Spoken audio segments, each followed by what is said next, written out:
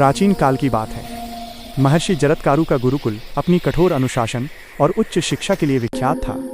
उसी गुरुकुल में विद्युत नाम का एक शिष्य था। वह अत्यंत मेधावी, जिज्ञासु और शास्त्रों का ज्ञाता था, लेकिन उसके ज्ञान में अभी जीवन के अनुभव की कमी थी।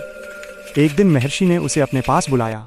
विद्युत ने सोचा कि कदाचित गुरुदेव उसे कोई गूढ़ मंत्र सिखाएंगे, किंतु गुरुदेव ने उसे कृषकाय कमजोर सो गायें सौंपी और आदेश दिया, वत्स, यदि तुम वास्तव में ब्रह्मज्ञानी बनना चाहते हो तो केवल शास्त्रों के रटने से काम नहीं चलेगा। इन गायों को लो और वन की ओर प्रस्थान करो।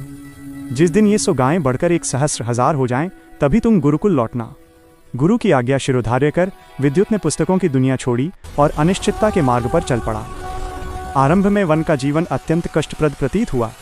कभी भीषण वर्षा, कभी हिंसक पशुओं का भय, तो कभी भोजन का अभाव। परंतु धीरे धीरे विद्युत ने प्रकृति की भाषा समझनी शुरू की। उसने वृक्षों से धैर्य, नदियों से प्रवाह और पशुओं से निश्चल प्रेम सीखा। वो एकाकीपन में भी स्वयं से संवाद करने लगा। समय के साथ उसके सेवा भाव और रक्षण से गायों की संख्या बढ़कर 1,000 हो गई। वर्षों बाद जब विद्युत गुरुकुल लौटा तो वो चंचल बालक नहीं था। उसके मुखमंडल पर एक अलौकिक तेज और आंखों में असीम शांति थी। उसे देखते ही गुरुकुल का वातावरण स्तब्ध हो गया। महर्षि जरत्कारु अपने आसन से उठे और मुस्कुराते हुए बोले, पुत्र, आज तुम्हारे मुख पर जो तेज है वो वेदों के उच्चारण से नहीं, बल्कि जीवन के संघर्ष और तप से आया है।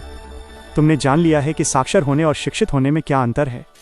प्रकृति तुम्हारी शिक्षिका बनी और अनुभव तुम्हारा गुरु। आज तुम्हारी शिक्षा पूर्ण हुई। विद्युत में गुरु के चरण स्पर्श किए। वो समझ चुका था कि पुस्तकों से हम जानते हैं, लेकिन अनुभव से हम जीते हैं।